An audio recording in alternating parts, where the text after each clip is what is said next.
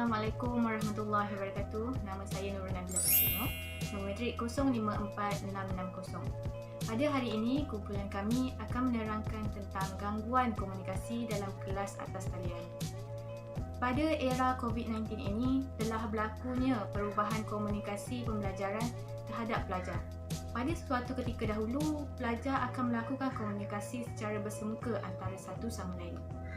Namun, pada era ini, pelajar sama ada pelajar sekolah rendah, sekolah menengah maupun pelajar institusi tinggi akan menjalani pembelajaran atas talian bagi menggantikan kelas secara fizikal. Namun, kaedah pembelajaran ini telah berlakunya gangguan komunikasi ketika pembelajaran atas talian sedang berlangsung.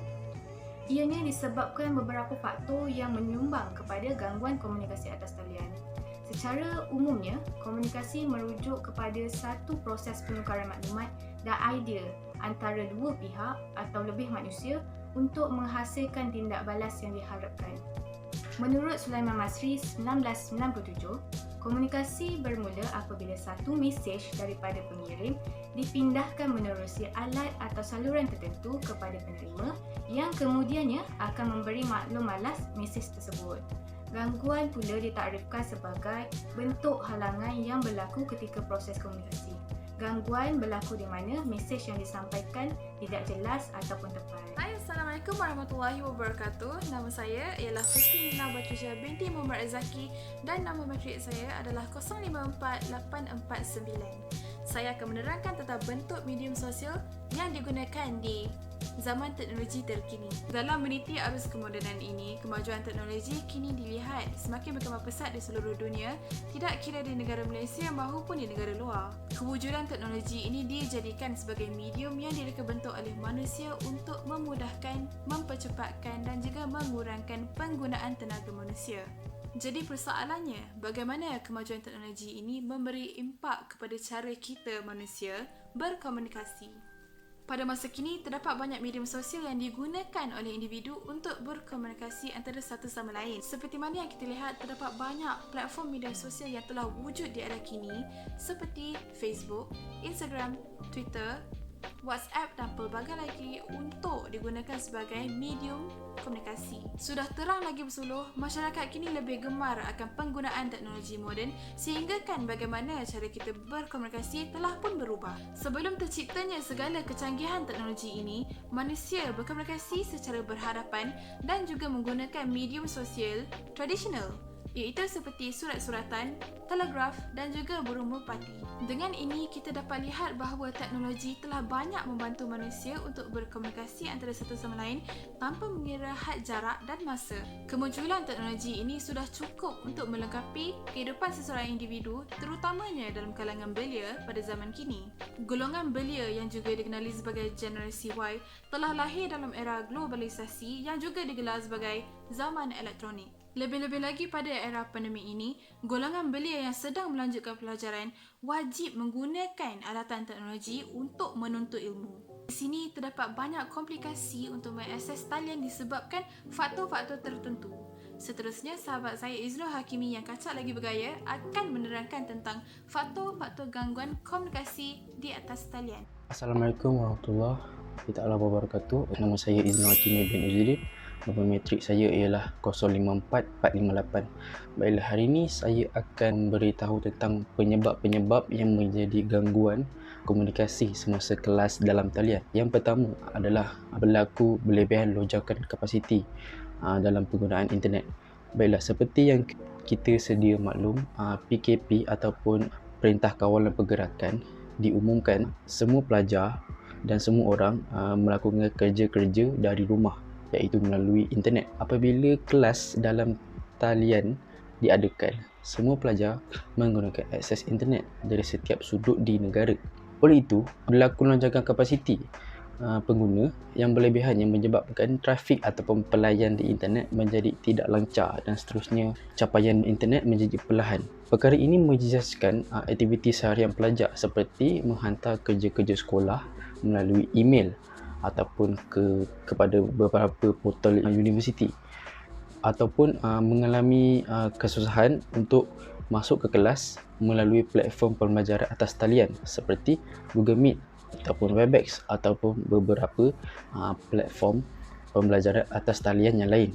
Yang kedua adalah liputan. Kebiasaannya, penggunaan perkhidmatan internet menjadi lebih laju dan mudah apabila pengguna berada di kawasan bandar. Akan tetapi, apabila berada di kawasan pedalaman atau di kawasan kampung, pengguna akan mengalami gangguan dalam menggunakan akses internet untuk menghadiri kelas dalam talian.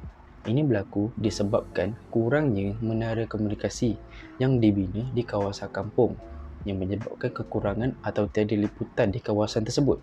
Yang ketiga adalah kota data internet. Sebagai pelajar, kota data internet menjadi salah satu perkara yang paling wajib untuk menghadiri kelas dalam talian. Walaupun begitu, penggunaan perkhidmatan internet yang terlalu banyak menyebabkan kota data internet tersebut menjadi berkurangan dengan cepat. Sememangnya, penggunaan platform untuk pembelajaran dalam talian memerlukan kota internet yang besar dan pengurangan kota data pelajar menyebabkan layaran internet menjadi lemah dan perlahan dan seterusnya mengganggu proses pembelajaran dalam talian.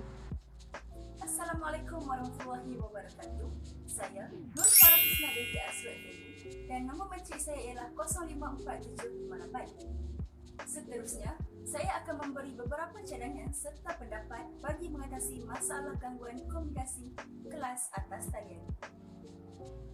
Pandemik COVID-19 telah banyak mengubah landscape kehidupan manusia pada hari ini. Dari aspek pendidikan, sekolah dan institut pendidikan tinggi turut mengubah kaedah pelaksanaan pendidikan pada atas talian sebelumnya.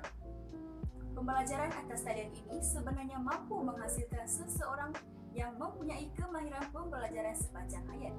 Namun, terdapat beberapa gangguan komunikasi dalam melaksanakan kelas atas talian. Antara cadangan atau langkah yang boleh diambil bagi mengatasi masalah ini adalah Kementerian Pendidikan dan Kementerian Sumber Manusia perlu memberi bantuan dari segi pemberian subsidi komputer atau gadget yang diperlukan oleh pelajar yang kurang berkemampuan bagi pembelajaran yang lebih efektif. Selain itu, komunikasi juga akan terganggu disebabkan oleh kelajuan internet yang tidak begitu memuaskan dan pelajar bersikap sambil lewat kerana pembelajaran adalah mengikut kesesuaian masa mereka. Cadangan bagi mengatasi masalah ini adalah pengajar perlu tegas dalam meletakkan masa pembelajaran khususnya bagi subjek-subjek tertentu yang memerlukan interaksi di antara pengajar dan pelajar.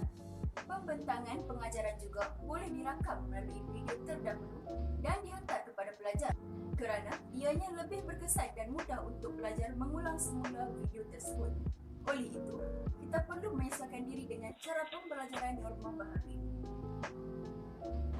Saya Nur Solehatun Hanisa binti Muhammad Dahalan bernamba matriks 054796 akan membentangkan tentang kesimpulan pembelajaran atas talian.